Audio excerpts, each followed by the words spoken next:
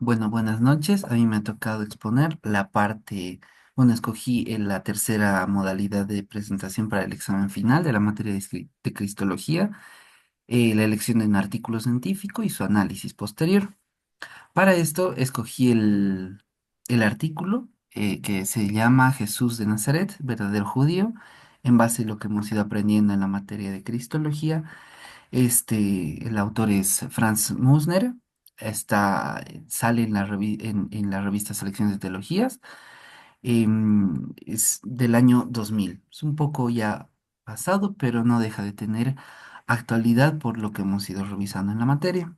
Un poco los objetivos de esta presentación y los objetivos que se plantea Musner en el artículo van entre reflexionar sobre la identidad judía de Jesús, entendiendo, como en clase se había visto, que Jesús nace, crece y muere siendo un judío.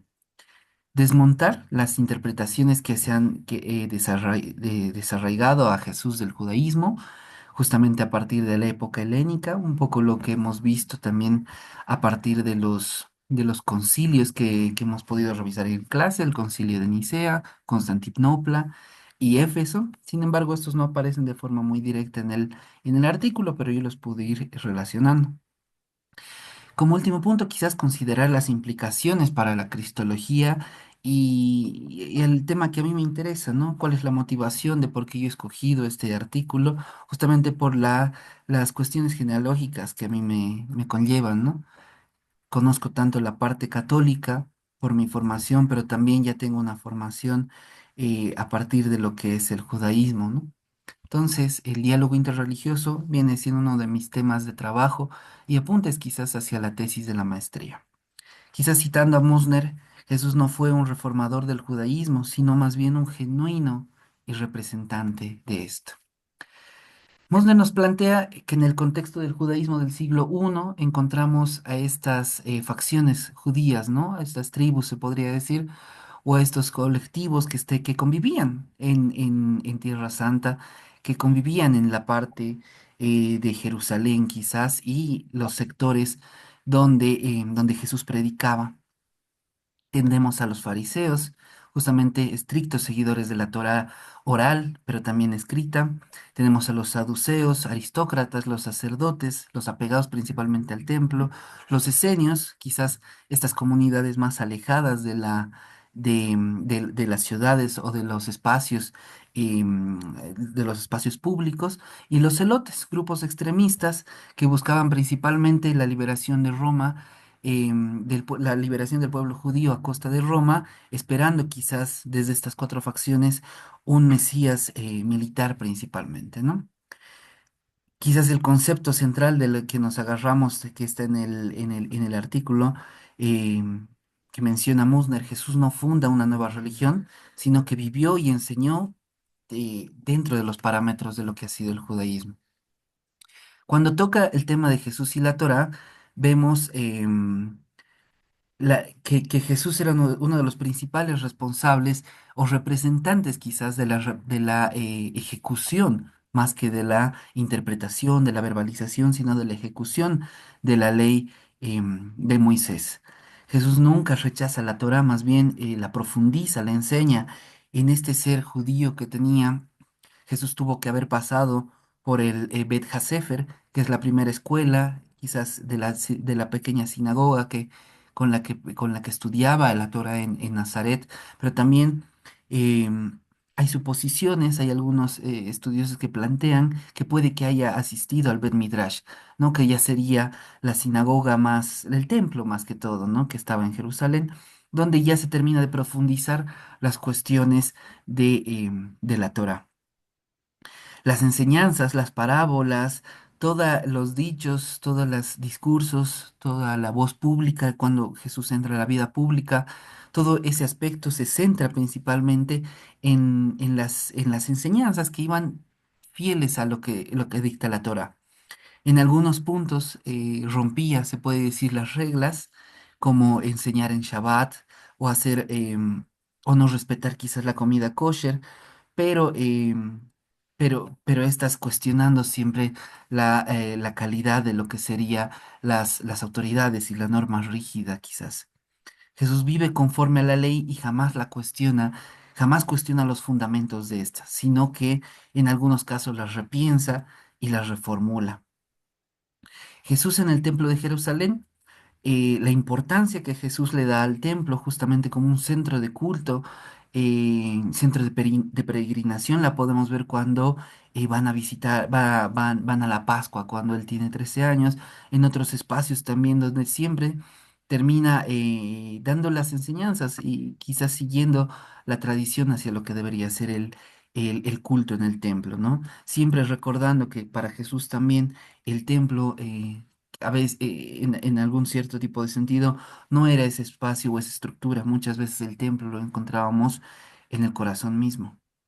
Jesús practicaba las tradiciones que se tenían, los ritos que se tenían, las fiestas judías que se otorgaban y que se realizaban en el templo. Quizás allí es donde empieza a ver quizás estos quiebres que se puede dar para la reinterpretación helénica de lo que sería Jesús, por el malentendido que se tiene con la relación a los rabinos, con la relación que se tenía al episodio con los mercaderes en el templo, pero más que un rechazo, sino es una denuncia que Jesús hacía hacia el tema de la corrupción que se daba en el templo. Jesús seguía de forma muy lineal, y eso nos cuenta Musner, la tradición profética. Jesús como heredero, como heredero del rey David, que se promulga en varios de los evangelios, Jesús se identifica principalmente con los profetas y el mensaje principalmente de justicia social que ellos preservan, el mensaje de temor y a la vez amor hacia lo que es Dios, ¿no? Una fidelidad muy fuerte quizás al arrepentimiento, como había aprendido de Juan, pero también un llamamiento a lo que sería el reino de Dios.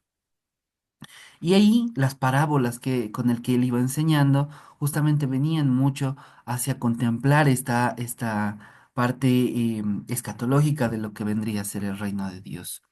Las distorsiones históricas que nos plantea Mosner justamente van hacia la helenización de lo que sería la cristología primitiva. Quizás aquí es donde podemos entrar con los concilios, ¿no? Lo que hemos ido viendo en clase, concilio de Nicea, que intentaba demostrar principalmente la divinidad de lo que fue Jesús, entendiendo la hipóstasis, ¿no?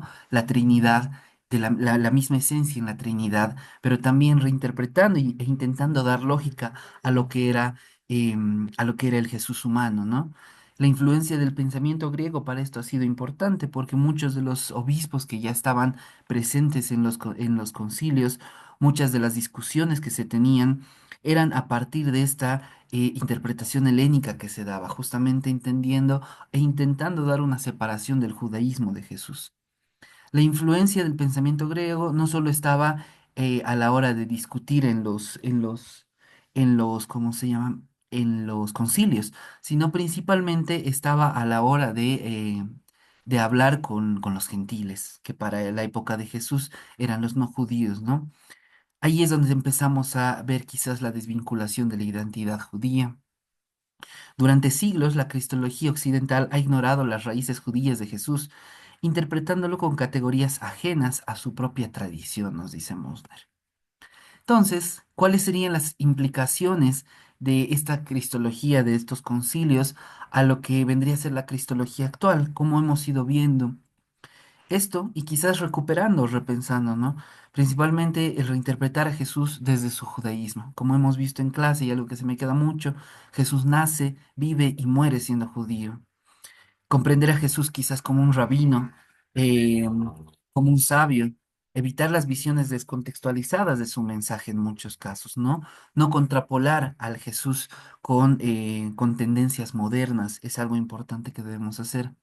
El impacto en la teología y el ecumenismo justamente nos ayuda a favorecer un mayor entendimiento hacia lo que sería nuestros orígenes cristianos a partir del judaísmo. Pero también, quizás, y esto aquí podría venir la parte que me interesa mucho, fortalecer el diálogo interreligioso que se va dando entre estas partes.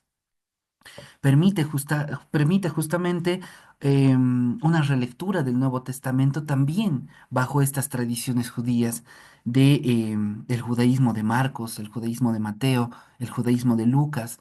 ¿Desde cuándo se piensa a plantear, se plantea una nueva religión o cómo se repiensa el judaísmo desde estas facciones? Y un ejemplo que me parece muy interesante para la cristología actual, cómo podemos ver a Jesús en estos momentos de desesperanza, en estos momentos en que no lo sentimos. Quizás la cristología ahí nos acerca a entender nuestro lado más humano y no nuestro lado más allegado al poder, como dice Michael Moore, pensar una teología desde el amor y no una teología desde el poder, como siempre se ha hecho. Y ahí el autor Mosner trae el ejemplo bien interesante de Jesús en los campos de concentración de Auschwitz. Un desafío para la cristología, porque justamente nos obliga a ver, y él hace la comparación con con el arte, un artista francés judío que representa a Jesús en estos campos que justamente nos permite dar una relectura de lo que sería el amor con el otro. Ámense a unos a otros como yo los he amado. Si Jesús hubiera estado en la Alemania nazi, también habría sido llevado a Auschwitz como un judío y habría muerto como los judíos en Auschwitz. Quizás unas reflexiones finales, ¿no? Jesús termina siendo un judío fiel a su tradición. Él enseña, replantea, repiensa, pero también da un respiro a lo que sería la tradición judía. La teología cristiana, en este caso, debe asumir esta realidad sin distorsiones, sin alejarnos mucho de lo que serían las interpretaciones. Entendemos, como se ha visto en clase, que toda traducción puede que sea una traición. Sin embargo, volver a nuestras fuentes, en este caso las fuentes judías con las que Jesús enseñaba, puede darnos una relectura, pero también un respiro a lo que es nuestra práctica y nuestra tradición cristiana. El judaísmo aquí es clave para comprender el mensaje. Muchas veces nos centramos en idolatrar sin cuestionar, pero más que cuestionar sería comprender por qué Jesús ha llegado a ser tan importante. Sería no solo para nosotros, sino para también otras religiones, y más que todo para nosotros, por qué Jesús ha llegado a se ha llegado a comprender con dentro de la hipóstasis, con esa naturaleza, con esa esencia de lo que sería Dios. Comprender a Jesús como judío es clave para comprender su mensaje y quizás para comprendernos a nosotros hoy. Muchas gracias.